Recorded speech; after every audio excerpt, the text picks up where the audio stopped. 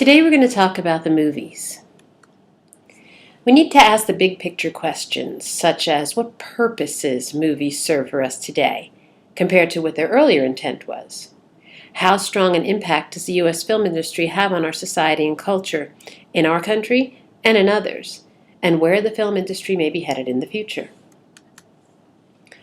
Let's talk about the early history of the movies, the precursor to film. One of the early projects in the 1600s was called the magic lantern. This projected images onto painted glass, and when you showed light through them, you saw the image, as in this picture here. In the 1800s, the thaumatrope combined images when twirled, like here. The zoetrope was a rounded cylinder that when spun around appeared to make images move.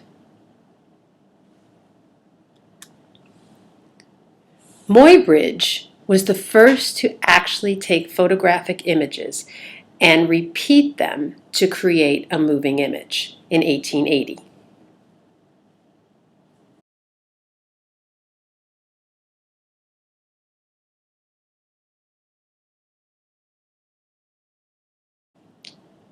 George Eastman developed roll film in 1884, and Le Prince invents the first motion picture camera in 1888, with his very first motion picture, the first one ever created, Roundhay Garden Scene, as seen here.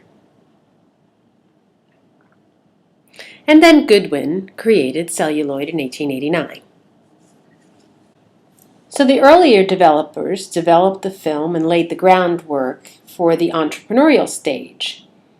And that's where Thomas Edison comes in. Thomas Edison creates the kinetograph, which is a camera, and the kinetoscope, which is a single-person viewing system. And this is what it looked like.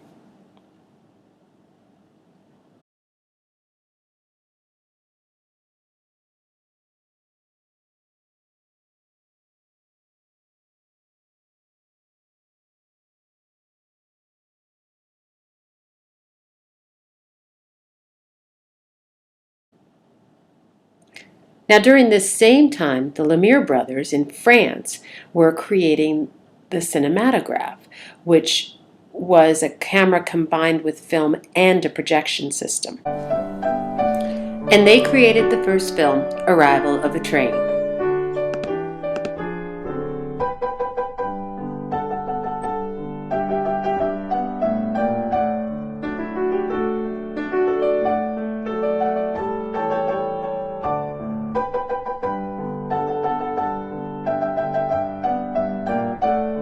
Now, not to be outdone by this, Edison comes through with his own projection system and patents it, and that is called the Vitascope.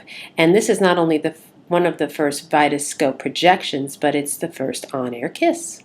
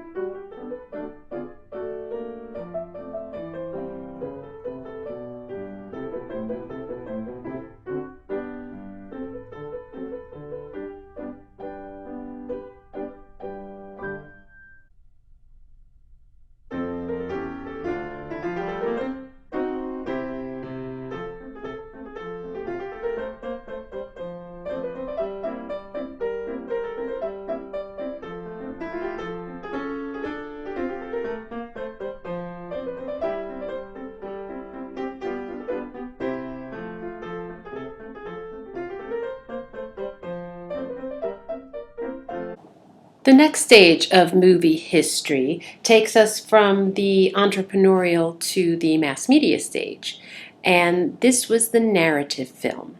This began with Méliès. He created the first narrative films. He used editing and filming tricks to create fantasy by telling a story. And here's some of his famous film, A Trip to the Moon.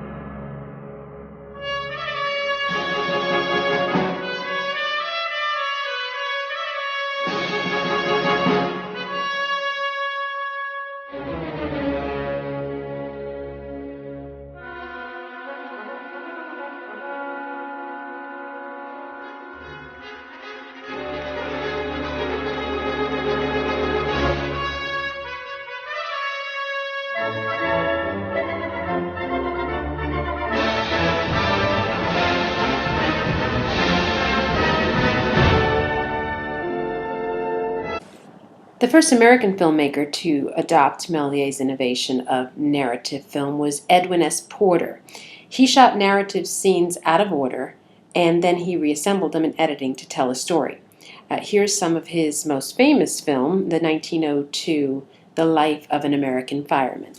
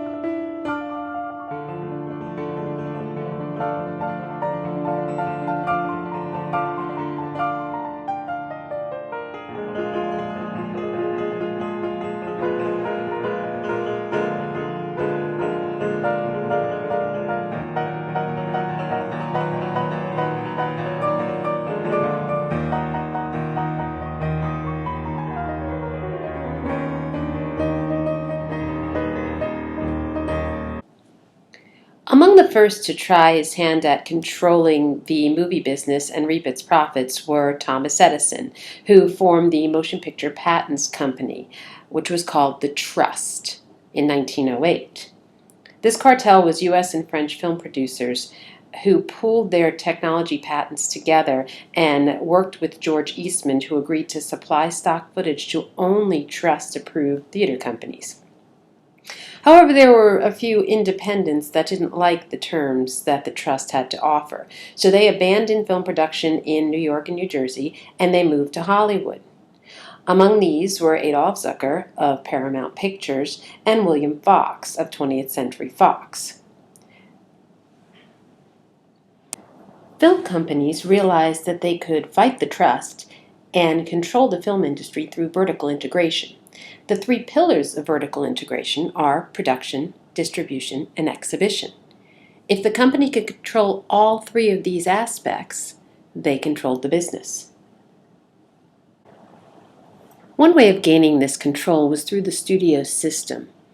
The studios realized that people liked certain actors and certain styles of movie.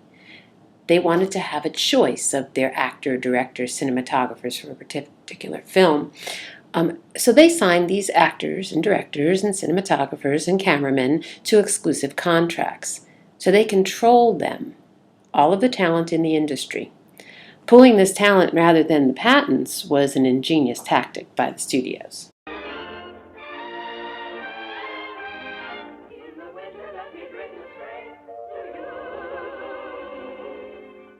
The 30s brought in the full flowering of the studio system, and the leading cinematographers helped create what was considered to be a studio look.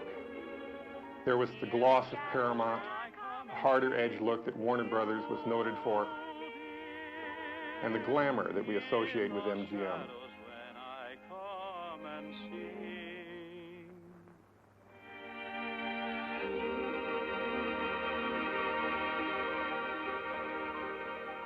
In the heavy studio times through the 30s, through the 50s, every studio had its own laboratory. And every studio was trying to make what they did distinctive and different. And it depended very much on the group of contract cameramen and art directors and directors and how they ran their operation. They learned together and they developed this technique and they invented the equipment. Everything you see on a movie camera was invented by some cameraman because he needed to do something and he didn't know how to do it, and so they had these machine shops and they would just fabricate this stuff. It was a system where people really followed up through the system. You were an assistant, you worked your way up, and you followed in the footsteps of the person that you were working under. And so it tended to create a stronger impression of, you know, a particular style that we think of as being Hollywood.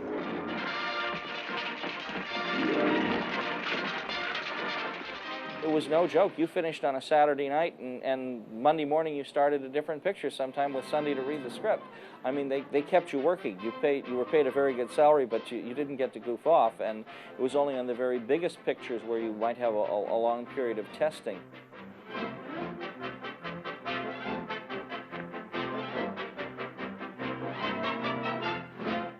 So these people were tested every day as they worked and had to be able to handle different things. I mean, I'm sure they were assigned to their strengths by studios sometimes, but sometimes they weren't. And I think the system had its good points and its bad points for cinematographers as it did for everyone. And I think that today we look back and sometimes there's a nostalgia. After years of berating the studio system, now we sort of say, gee, but they made so many pictures and you had so many opportunities.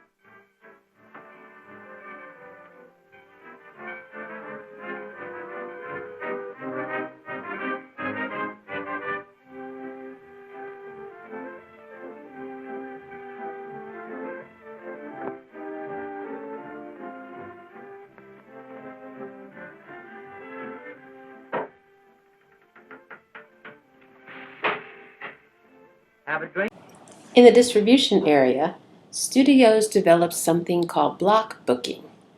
In order for a movie exhibitor to get big movies with popular stars like Mary Pickford, they also had to rent new and unknown films with no stars. This helped the studios test market these films, as well as see what up-and-coming stars they might have on their hands. This was later deemed illegal. 1915 began Hollywood's golden age, where narrative techniques really started to develop. Differences in camera angles and multiple storylines, fast-paced editing, and symbolic imagery. There were also different types of films being made, like crimes and horrors, westerns, and war movies. And then in 1927, the invention of sound for movies. This further established the narrative style, setting new commercial standards for the industry. The Jazz Singer was the first talkie, and Fox introduced their newsreels.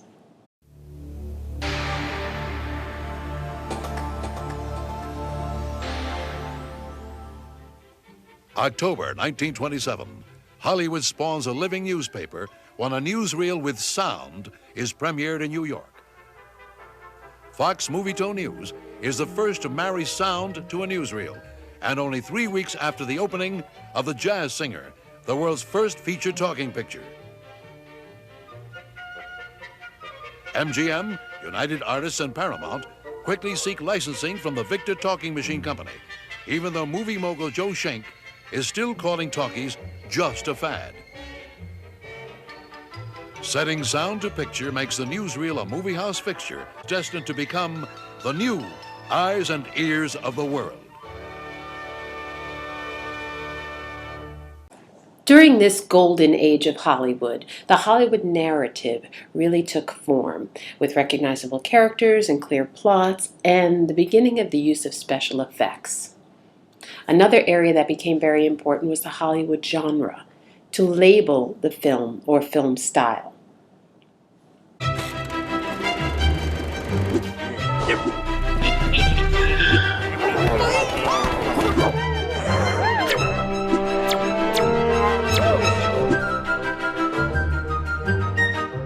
Hello everyone, and welcome to Ministry of Cinema's web series, Film Genres in Hollywood. I'm Brother Weatherholt, and I'll be your host on this journey into genre filmmaking.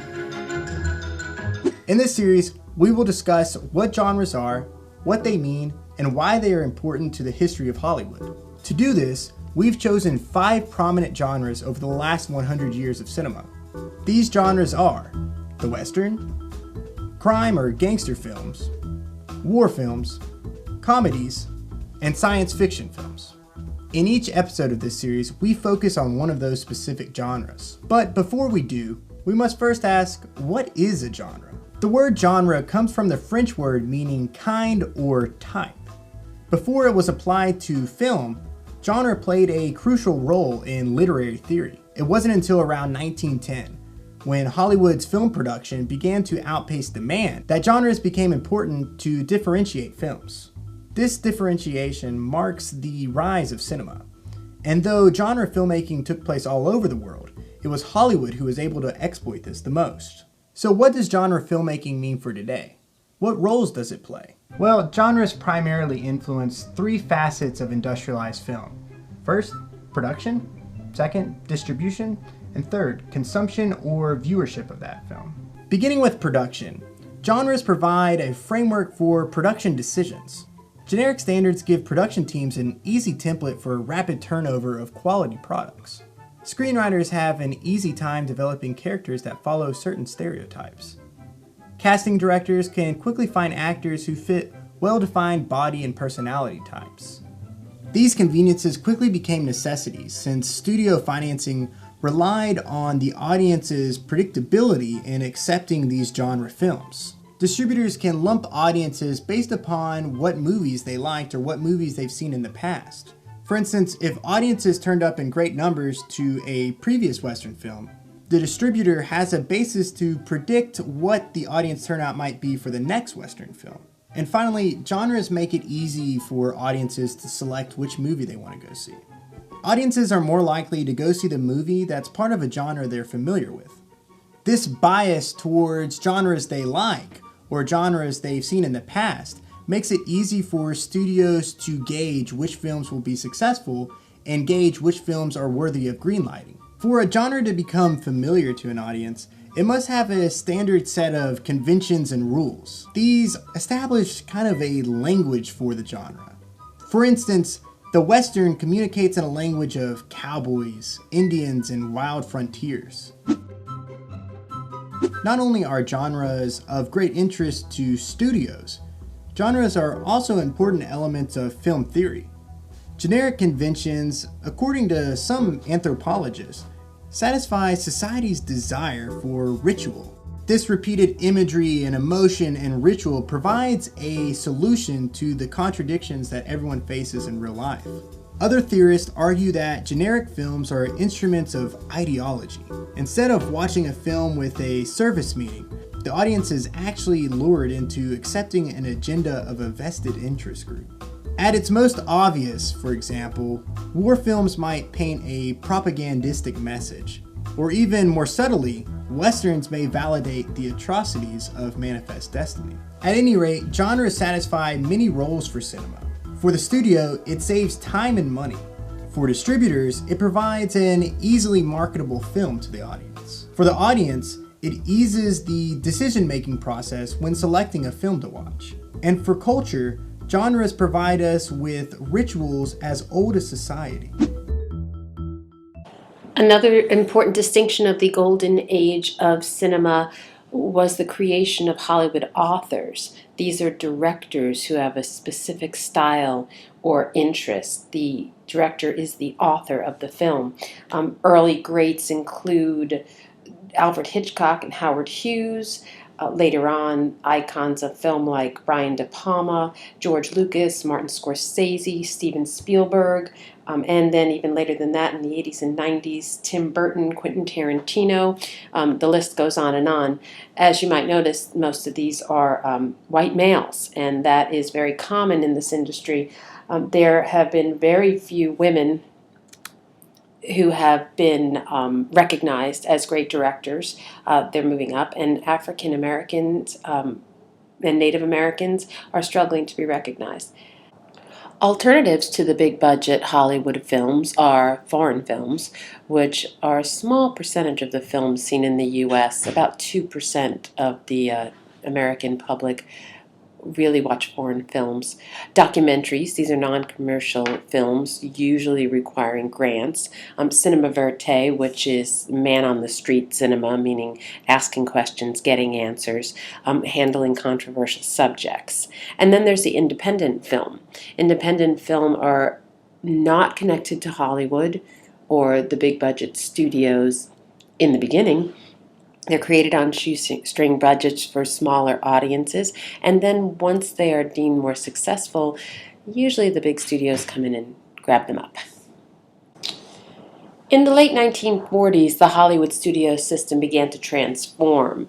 In the Paramount decision of 1948, the government realized that studios had way too much control and they ended vertical integration, so the studios had to sell off their movie theaters. This opened up opportunities for new forms of exhibition like drive-in movies. And also during that time, the war was over and young couples were getting married earlier and they were moving to the suburbs.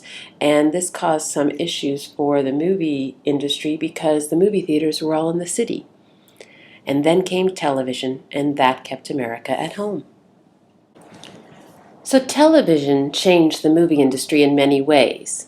Two specific ways were that movies began to feature more serious content, like alcoholism and sexuality, language. That's when the MPPA launched its rating system.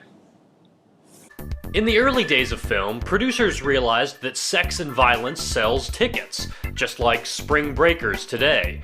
But a religious and political backlash caused movie studios to institute censor boards, which denied any film that didn't abide by the Hays Code, a strict document banning profanity like hell and damn. Provocative undressing, even kissing in bed is too lustful. No illegal drugs, interracial relationships, or ridicule of the clergy.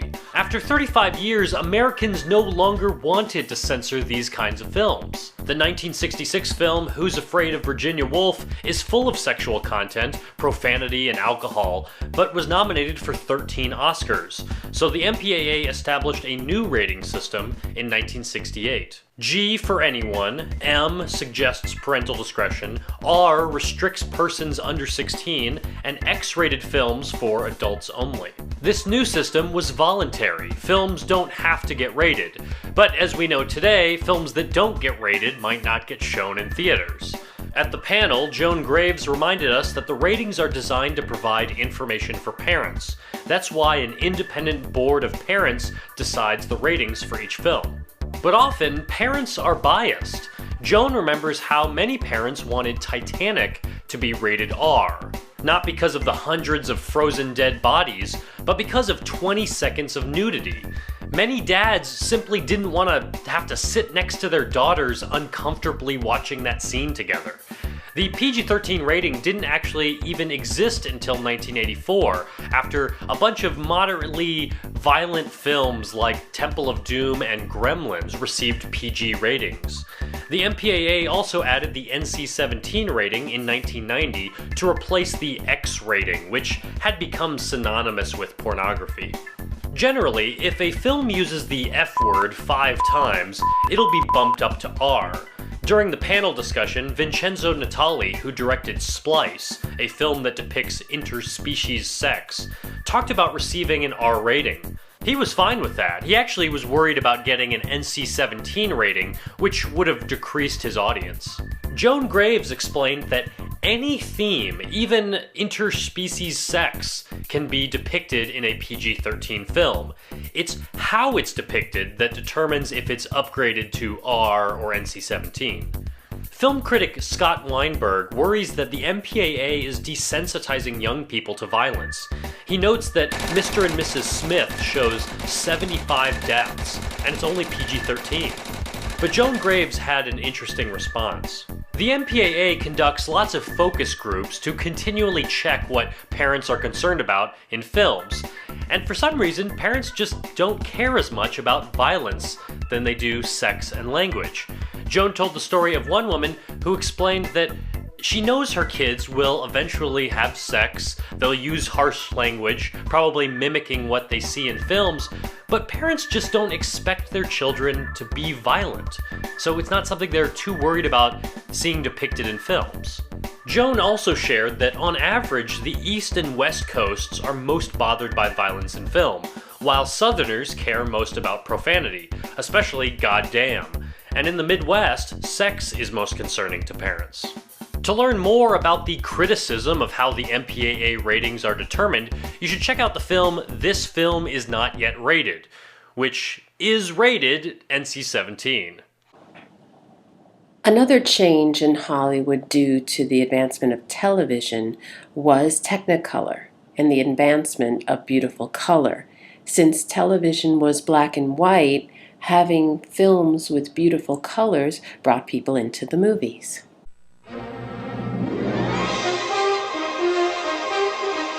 I said, my gosh, they've got nothing but money for lights and Technicolor. I don't think there was anything more beautiful on the screen than a close-up of a beautiful actress in Technicolor. The rainbow arrived on the silver screen thanks to a man named Herbert Kalmus, who preferred the masters to motion pictures. A man whose ex-wife received the credit he shunned but richly deserved. The Technicolor story is a human drama. Its backdrop, the most beautiful films ever made. You haven't seen color till you see Technicolor. It was like a painting.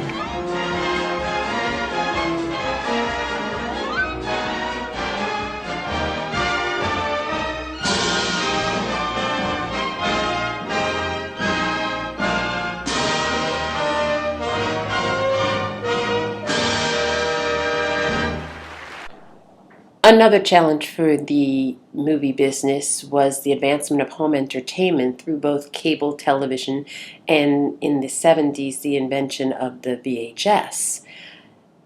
This moved more than 50% of domestic revenue into DVD for the Hollywood studios.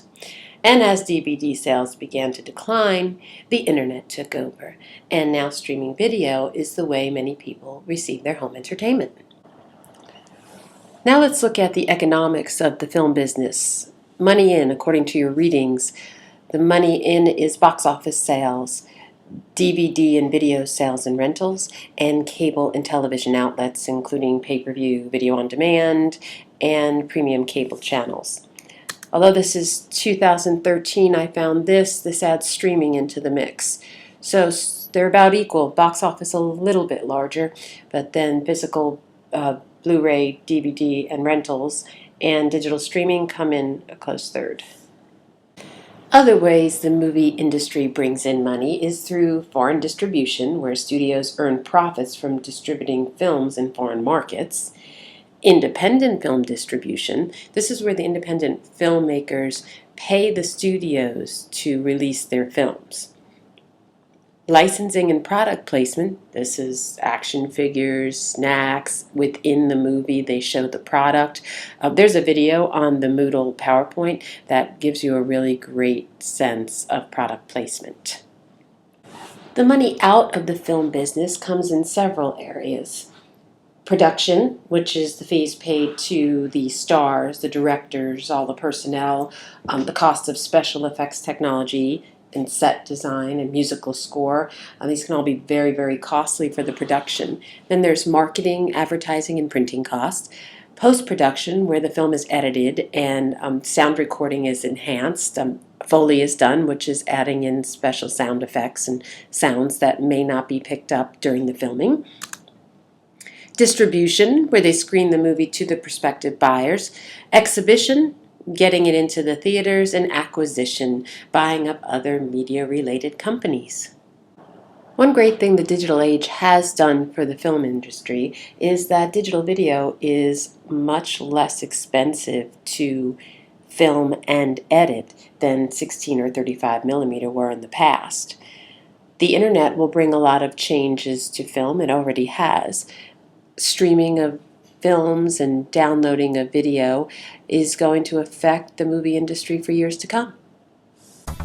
With only 100+ years making films, the future is ours to write. What do you want the silver screen to look like? Will movie theaters go away? Will 3D technology turn into holographic theater? If you can hear me, make a gesture. Where do video games tie into all this? Lightsabers? Virtual reality? Total Recall? We're not there yet, but it's closer than you think. Let's look back on how exactly movies got here and see if we can't figure out what the future holds. Welcome to Film Schooled, you screen-obsessed dorks. From Renaissance paintings to Baroque opera to the development of photography in the early 1800s, we've been trying to make our creative experiences more immersive. And so the dawn of motion pictures arrived. In the 1890s, Auguste and Louis Lumière invented the cinématographe, translated as writing in movement. The cinematograph records, develops, and projects motion pictures from a single device. It was groundbreaking and mind-blowing. You get it. Meanwhile, in the beautiful state of New Jersey, why are we knocking New Jersey? Why the are you puking right now? Let's have sex. Oh, right. Thomas Edison invented a technology he dubbed the kinetoscope. So why is this important if the Lumières already beat him to it? Well, the devices give different viewing experiences. Edison's peep show was, in a sense, the first virtual reality. It's a stretch, we know, but more on that later. For the next 30 years, silent films dominated the silver screen, and an industry dedicated to producing motion pictures was born. But the industry needed a way to challenge stage plays and the opera. In the early 1920s, Western Electric introduced the Vitaphone at Bell Labs, an analog sound-on-disc system. The soundtrack issued separately on phonograph records that play on a turntable, physically coupled to the projector motor, allowing sound and picture to run simultaneously. Whoopee! I found my voice! Warner Brothers acquired the company and released The Jazz Singer in 1927, giving us the first talkie. Not much fiddle to burn. All day long. You like that slapping business? So how come everything was still black and white? Well, color photography was thriving, but color cinematography was expensive, impractical, and very complicated, requiring 3 strips of celluloid. In one breath, here's the original Technicolor process. To expose 3 strips of black and white film, the light passing through a lens is split into 2 beams by a prism. One beam goes through a green filter to block red and blue light. The other beam goes through a magenta filter, exposing 2 strips simultaneously. The front strip, which is sensitive only to blue light, is coated with a red dye that only allows red light to expose onto the back film strip. These 3 negatives were used to print dyed images onto a single strip of film, finally creating the full color projection print. But it was too late, because by now, TV kept people in their sofas. So to compete, the studios invented something that people couldn't experience on their tiny TV screens: the birth of large format widescreen. Interesting enough, what started as a gimmick has grown to become the commercial norm. Let's take a look so that you don't think I'm lying. Cinerama was a 3-frame system requiring 3 cameras to film alongside each other and 3 projectors to simultaneously project corresponding images side by side. 20th Century Fox introduced CinemaScope, their take on widescreen utilizing anamorphic lenses. These lenses stretch a wide image into a 35mm frame. When projected, a converse lens is used to squeeze the stretched frame back to normal. In response, the engineers at Paramount created VistaVision, a widescreen format that oriented the 35mm negative horizontally through the camera. This Super 35 format used more space on the frame and created a much crisper and less grainy film print. So the next logical step, large format photographic film for movies, IMAX. In the 1980s, they released an unprecedented 15-perf 70mm film stock and built massive screens that redefined the meaning of epic. Right now, a true IMAX theater experience may be the most immersive film-going experience, and filmmakers love this format. They even use it to emphasize the epicness of specific moments in their films. Now we've got the biggest screen possible, so what could make this experience any closer to reality? Oh yeah, it's our good friend 3D. Hey 3D, how you doing, buddy? I'm cool, I'm just being 3D over here. The way your brain determines depth is by interpreting two images produced with each eye. Stereoscopic cinematography uses two adjacent cameras to show each of your eyes a slightly different image, thus creating the illusion of 3 dimensions. But everybody knows this is just another grab at a few extra box office bucks. The 3D tech is advanced, but not as much as you might think. Crude versions of this technology have been around since the turn of the 20th century, and the first notable public screening was shown in 1922 using the red-green anaglyph format. We've replaced the red-green lenses with opposing polarized lenses, but that's about all that's changed. Meanwhile, at a Sony lab in the 80s, the concept of electronic cinematography is born. In 1998, HD camcorders and pro video cameras with CCD technology are rebranded as digital cinematography. Over the years, these cameras suffered many shapes and sizes until something magical, something completely unintended happened. The people at Canon added video capability to their still DSLR cameras as a fun addition for photographers to document the process. Now, everyone's a filmmaker, even my grandma, and probably your grandma. All our grandmas are probably out making a movie together right now. Which brings us to today. With cost-effective standards from companies like Blackmagic and Red, we're witnessing the painful death of celluloid. And soon, the deaths of our grandmas. So where do we go from here? Look, sequences as early as the 60s and 70s used computer-generated images. And eventually, Pixar straight came correct and changed the gizaim with Toy Story. Now, in almost every studio movie, the line separating animation from cinematography is paper thin. Or, no, celluloid thin. It's as thin as... Everyone knows that computers are part of the filmmaking process, but bear with me. I'm forming a new thought. 3D modeling is way better since the beginning of CG compositing. Better camera tracking, better lighting, better texture rendering, and better motion capture, now recording 360 degrees of information. This tech is used for such epics as the regurgitation of Fern Gully. Outstanding. However, at its best, computer graphics are stitched together with recorded footage to create spectacles that you actually want to see. This is the limit of filming an image, but there's a way around it. You're gonna wish you thought of this first. It's called sonar scanning, otherwise known as 3D mapping. Radiohead's completely awesome House of Cards music video was the first, anything to record without cameras. It shoots out a ping to map the distance from a subject's detailed features. Think of a 3D printer that sculpts with light. Ready for my point? Well, the 360-degree scanning of information is the inverse process of projecting an actual 3D environment. I'm not talking about sitting in front of a screen with gimmicky glasses to watch an illusion, or paying out the yin-yang with a bunch of hipsters to watch Tupac come to life in a parlor trick on a transparent screen. I'm talking about walking around inside a building made of light, sticking your hand through a person made of light, and guess what? You've already seen the imaginary version of this.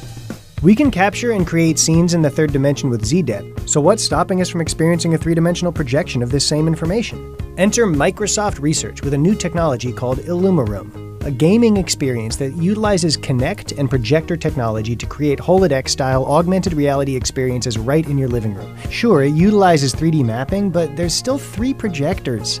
The limitations of film technology stop at the very beginning. It's the key to filmmaking, the reason the cinema came to be, and the base understanding of human perception: light. The bottom line, we just can't control light how we need to. This is the reason we're stuck using flashlights as lightsabers. Help us, MIT. You're our only hope. But what's this? They're using rubidium atoms to form photonic matter? What took so long? Essentially, the molecules lose so much energy that they merge together to form a single molecule into what they're calling a lightsaber. Imagine using this technology to create entire environments. Until that day, we'll continue to formulate other, more immersive experiences. Remember Edison's peep show? Now remember the virtual boy? No? That's probably best. Virtual reality stems from the brain in a vat theory. If it were possible to stimulate the brain in the exact way that the outside world does, all the while keeping the brain bottled up, the brain itself wouldn't know the difference, whether it's inside a jar or outside a skull. You'd finally be able to step inside a space opera and be the hero instead of only watching. It's no wonder different methods of virtual reality are cropping up everywhere. Check this out. Take the Oculus Rift, a virtual reality that accurately tracks the movement of your head. For the first time, the possibility of a film that is not confined by a frame is possible.